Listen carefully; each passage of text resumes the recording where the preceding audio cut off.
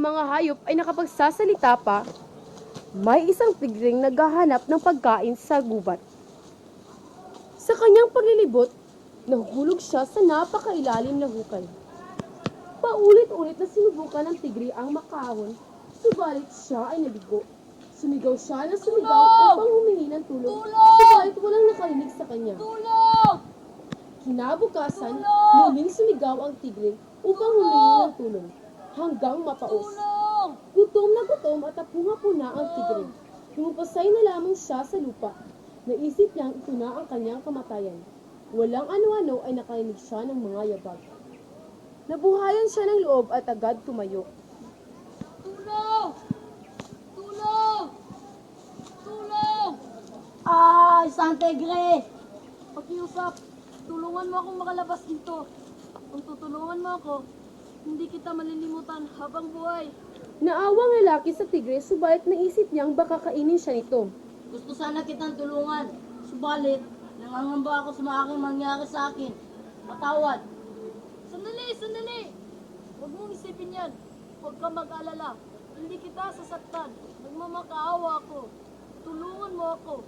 Kapag ako ay nakalabas dito, tatanawin kong malaking utang na loob sa iyo. Nilalabis na nakakaawa ang tinig ng tigre, kaya bumalik ang lalaki upang tulungan ito. Naghanap siya ng troso at dahan-dahan niyang ibinaba sa hukay upang makakapit dito ang tigre. Gumapang ka dito. Gumapang ang tigre sa troso hanggang makaahon sa hukay. Nakita ng tigre ang lalaking tumulong sa kanya. Naglaway ang tigre at naglakad paikot-ikot sa lalaki. Sandali! Hindi ba nangako ka sa akin na hindi mo ako sasaktan? Ito ba ang pagkaan mo ng pagpapasalamat at pagtanaw ng utang na loob? Wala na akong pakialam sa pangakong iyan. Dahil nagugutom na ako. Ilang araw ko di kumain. Sandali! Tanungin muna natin ang puno ng pino. Kung tama bang kainin mo ako. Sige, pero pagkatapos natin siyang tanongin, kakainin na kita. Dahil nagugutom na ako. Pumunta silang dalawa sa puno ng pino.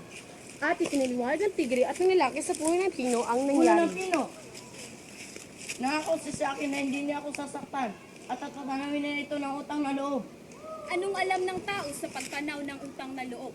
Bakit ang mga dahon at sanga namin ang kinukuha ninyo upang mapainit ang inyong mga tahanan at maluto ang inyong mga pagkain? Mga taon ding binibilang namin upang kami lumaki. Kapag kami malaki na, pinuputol ninyo. Ginagawa ninyo kami sa pagpapatayo ng inyong bahay at paggawa ng mga kasangkapan. At isa pa, tao rin ang humukay ng butas na yan. Pakiusap, tigre, pawiin mo ang iyong gutom. Oh, anong masasabi mo doon? Sa mga lalaki na ito na ang kanyang katapusan. Nang biglang dumating ang lumulok-sung-sung. Sandali. Oh, ano na naman? Pakiusap. Bigyan mo pa ako ng huling pagkataon. Tanungin muna natin ang kuneho baka sa kanyang hatol. Kung tama bang kainin mo ako? Walang kwenta. Alam mo na ang sasabihin niya. Pariya lang ng punong pino at baka. Pakiusap. Sige, pero huli na ito. Dahil nagugutom na ako. Isinilisay ng tigre at ng lalaki ang nangyari. Ganito kasi yun. Tinulungan ko siya makahon sa hukay. Subalit, sabi niya sa akin, tatanamin niya ito ng utang na loob. Subalit, nung makahon na siya, bigla na niya akong kakagatin. Matamang nakinig ang kuneho at pinagalaw ang kanyang mahabang tainga. Pagkalipas ng ilang sandali, muli niyang iningat ang kanyang mata at malumanay at walang digil na nagsalita ang kuneho. Naintindihan kong iyong isinasay.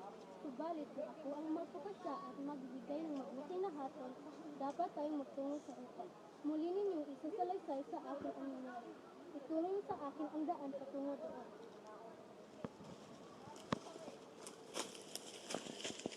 Lumayan agad ang tigre nang hindi nag-iisay.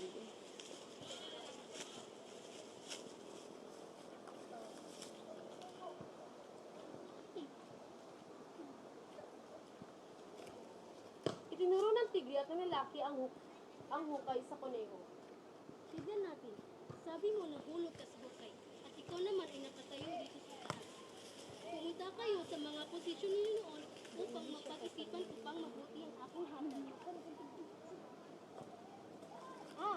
ganito ang kalagayan noon. Ikaw, tigre, ay nahulog sa hukay at ikaw naman lalaki ay narinig mo ang paghingi ng sutulo kaya tinulungan yung tigre.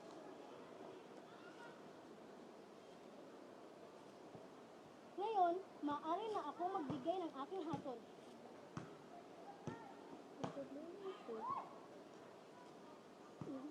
Ang problemang ito ay Kayo sa mga posisyon noon upang mapag-isipan ko pang mabuti ang aking hatol. Ganito ang kalagayan noon. Ikaw, tigre, ay nahulog sa hukay. At ikaw naman lalaki ay narinig mo ang paghingi ng sutulo kaya tinulungan ng tigre. Ngayon, maaari na ako magbigay ng aking hatol.